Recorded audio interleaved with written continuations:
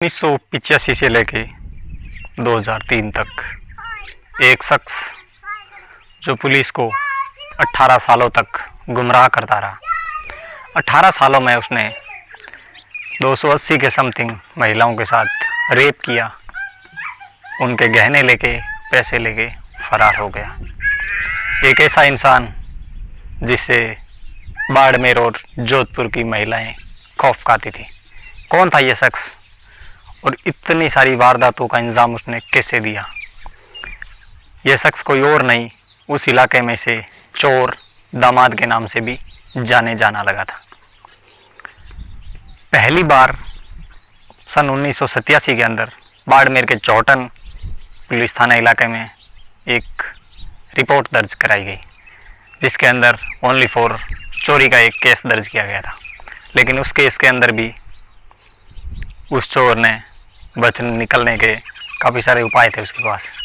बलात्कार का केस उस पर लगा नहीं था, ओनली फॉर चोरी का केस लगा था। तो एक चोर इतनी सारी वारदातों को इंजाम कैसे दे देता है? आइए कहानी की शुरुआत करते हैं।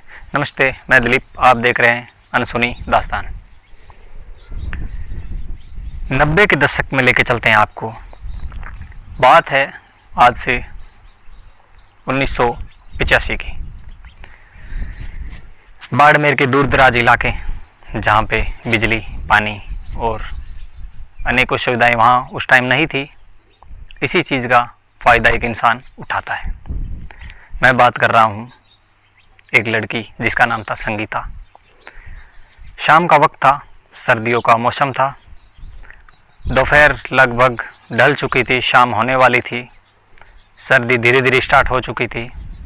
घर में संगीता, उसकी माँ और उसकी चाची थी। तीनों घर के काम कर रही थी। तभी अचानक शाम हो जाती है धीरे धीरे, और एक शख्स शाम होते ही उनके आंगन में आता है और नमस्कार बोलता है और आके चारपाई पे बैठ जाता है। संगीता की माँ उससे पूछती है, आप कौन? तो वो इंसान होता है जो कहता है, आपने मेरे को नहीं पहचाना, मैं आपका जवाई मनोज। लड़की की माँ थोड़ी शर्माती है और वहाँ से अंदर चली जाती है। लड़की की चाची, लड़की की माँ और संगीता खुद अपने दामाद के खातेदारी में लग जाती है। खातेदारी इतनी सारी की जाती है कि दामाद रात भर रुकता है और सुबह निकल जाता है। सुबह जाते जाते वो घर के गहने और कुछ पैसे भी लेके चला जाता है। 1 महीने बाद संगीता, उसकी माँ और उसकी चाची मंदिर से लौट रही थी। वापस घर आई तो लड़की का पिता लड़की और उसकी माँ और उसकी चाची से बोलता है, देखो घर कौन आया है, आपका दामाद मनोज। लड़की, उसकी माँ और उसकी चाची के पैरों तले ज़मीन खिसक जाती है। वो ये सोचने लगती है कि ये मनोज है तो उस दिन वो कौन आया था। तीनों मन ही मन ये बात सोचती है और अपने पति को ये बात बताती है। पति ने बदनामी के डर से ये बात किसी को नहीं बताई और इस बात को यहीं रफा दफा कर दिया जाता है। इस तरह से ना जाने कितनी और वारदातों को उस चोर दामाद ने अंजाम दिया था।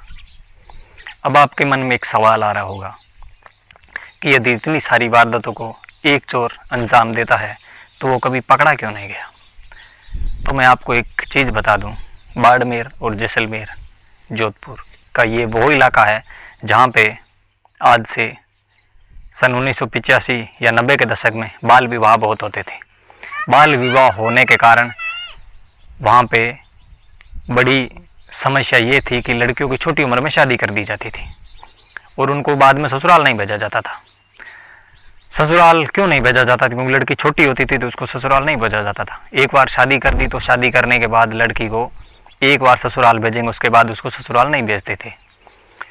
जो बाद में लड़की जब बड़ी हो जाती तब उसको ससुराल भेजते थे, उसको गहना कहते थे या उसको मुकलावा बोलते थे। चोर इसी चीज़ का फ़ायदा उठाता था।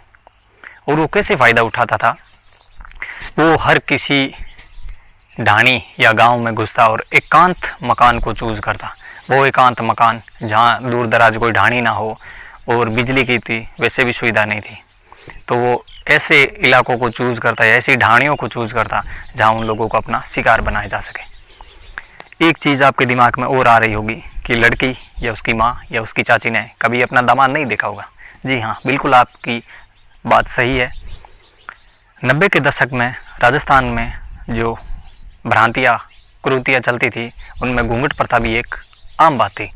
लड़की की जब शादी होती थी तो लड़की की सासू या उसके जो ससुराल में जब जाता था तो उसकी सासू, उसकी जो बहनें या लड़की सभी इतने लंबे लंबे घूंघट निकाल लेती थी।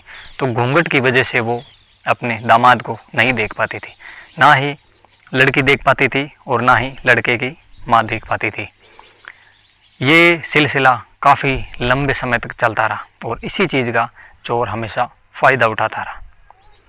पहली बार चोर 1987 में एक पुलिस केस दर्ज हुआ।